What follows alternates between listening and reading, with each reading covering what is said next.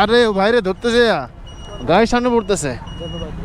ইচ্ছা শক্তি থাকলে দেশ গড়ার কাজে কোনো কিছু লাগে না। অ্যাম্বুলেন্স তো অনেকক্ষণ ধরে দাঁড়া আছে, ওই জন্য হয়তো রুগী থাকতে পারে। আসসালামু আলাইকুম ওয়া রাহমাতুল্লাহি ওয়া বারাকাতুহু।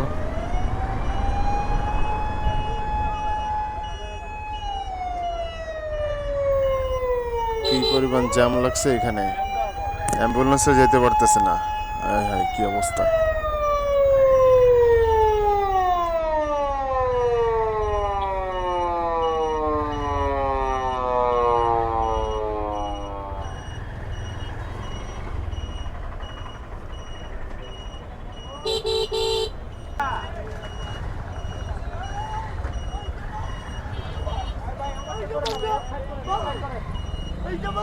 ওই যে বাইকে পিছনে লাগাই।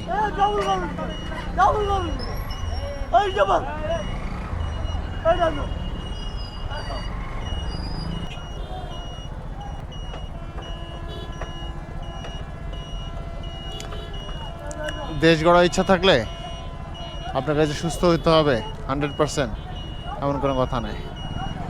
আপনাকে উচ্চ শিক্ষিত হইতে হবে এমন কোনো কথা নাই। ইচ্ছা থাকতে হবে। আপনি একে দেখেন,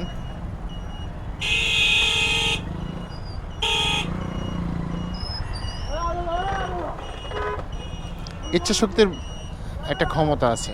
ইচ্ছা শক্তির ক্ষমতা আপনি অনেক কিছু করতে পারবেন।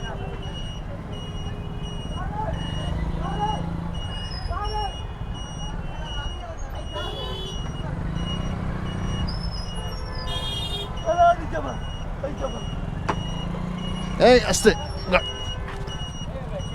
আরে ও ভাইরে ধরতে যে গায়ের সামনে পড়তেছে, ওতে গাড়ির তলে পড়তেছে। না, ও গাড়ির তলে পড়তেছে, ও ধরতে যে আমি খাইতে যেতেছি। দেখেন ভাই, ইচ্ছা শক্তি দেখছেন? ইচ্ছা শক্তি থাকলে দেশ গড়ার কাজে কোনো কিছু লাগে না। আপনার সুস্থ হইতে হবে, শিক্ষিত হইতে হবে এমন কোনো কথা নাই। ঠিক আছে? শিক্ষা লাগে না, এগুলো স্বাভাবিক জ্ঞান। আমি আমার দেশ গড়বো, এতে এতে আমার শিক্ষা লাগবে কেন, বা আমার ইয়ে হইতে হবে কেন? আমার ইচ্ছা, শুধু ইচ্ছা শক্তি লাগবে।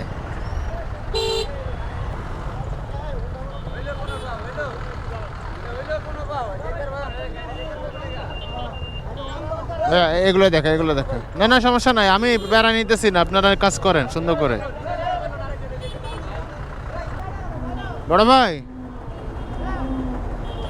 এই লাইনটা একটু ক্লিয়ার আছে, পিছনে একটা অ্যাম্বুলেন্স অনেকক্ষণ ধরে ইয়ে দিতেছে, একটু যদি এই সাইড দিয়ে নিয়ে আসার ব্যবস্থা করেন, বুঝছেন? অ্যাম্বুলেন্স তো অনেকক্ষণ ধরে দাঁড়া আছে, ওই জন্য হয়তো রুগী থাকতে পারে।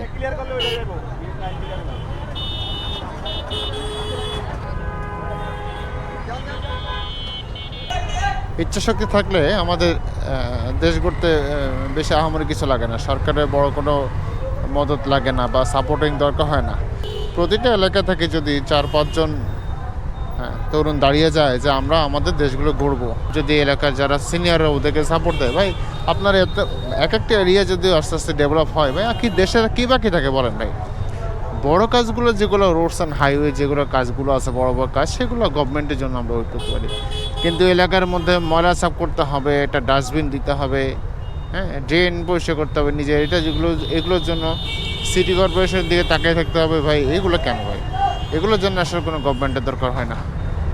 এগুলো ইচ্ছা শক্তির উপরে ডিপেন্ড করে। আমার এই ছোট এরিয়ার মধ্যে রাতে যানজট লেগে থাকে, রিক্সা, সিএনজি, বাইক, যানবাহন যেগুলো, ট্রাক, বাস। রাস্তার দিক দিয়ে যায় না, ট্রাক যায়। তো এই যানজটগুলো সবসময় লেগে থাকে কম বেশি। তো এই যে ছোটো ভাইয়েরা আছে বা ভাইয়েরা আছে, বড়ো ভাই সিনিয়র অনেক ভাইয়েরা আছেন, ওনারা যে সদ্যোগে যে জিনিসগুলো যে সুন্দর করে সিস্টেমেটিক্যালি ইয়ে করতেছে, এটা কি বলে, জ্যামটা সমাধান করার চেষ্টা করতেছে যাতে জ্যাম না লাগে, এটাকে সাধুবাদ জানায়। প্রতিটা এলাকা থেকে, প্রতিটা মোড় থেকে এলাকার ভাই ব্রাদার যারা আছে, গভর্নমেন্ট শুধু এদেরকে সার্টিফিকেট দিবে, হ্যাঁ, যে এটাও একটা extra curriculum activities. Extra curriculum activities তো আমরা খুঁজি, আমরা সমাজের জন্য কী কী করতে পারি না করি, এগুলো আসলে কাউন্ট করা উচিত গভর্নমেন্টভাবে বা জাতীয়ভাবে। একটা এলাকার যিনি প্রতিনিধি থাকেন, মেম্বার, চেয়ারম্যান বা কমিশনার, ওনারা এগুলাকে মূল্যায়ন করবেন। ওয়ার্ড সিস্টেম, ওয়ার্ড ভিত্তিতে যারা আছে সামাজিক কাজকর্ম করতেছে ওনারা মূল্যায়ন করবেন। এভাবেই তো উঠে আসে। আমরা নিজেরা যদি জেগে যাই ভাই, বাংলাদেশে ভ্যাকান্স থাকবে কেন? প্রতিটা এলাকা থেকে 4-5 জন হলে তো এনাফ। আমাদের নির্বাচিত প্রার্থীগণ যখন ক্ষমতা যায় তখন কি একটা আজব ধূম্রজলের কারণে বা রহস্যের কারণে ওনারাও চুপ হয়ে যায়, কোনো কিছু বলতে পারে না। মনে হয় যে ভাই দেশটা গড়া এত কঠিন, এত কঠিন, বিহাইন্ড দ্য সিন বা বিহাইন্ড দ্য রহস্য কিছুই বুঝি না। তো যাই হোক, ইচ্ছা থাকলে অনেক কিছু করা সম্ভব।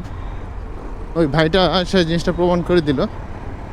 শুধু ইচ্ছা শক্তির বলেই আপনি চাইলে দেশের অনেক উন্নয়ন করতে পারেন। বেসিক যেগুলো নিডস, রুট লেভেলের যেগুলো অবকাঠামোগত, এগুলো তো এক হিসাব। কিন্তু এই যে এটার জন্য ডাক্তার ইঞ্জিনিয়ার হওয়া লাগে না। এই যে টুকটাকি যেগুলো আমার প্রতি সামাজিক উন্নয়ন, যেগুলো এই সামাজিক উন্নয়নের জন্য ভাই ডাক্তার ইঞ্জিনিয়ার হওয়া লাগে না, ওতে শিক্ষিত হওয়া লাগে না। দেখছেন ওই ভাইটা প্রমাণ করে দিল। যাক, সকালের জন্য সাধুবাদ, সকালের জন্য শুভকামনা।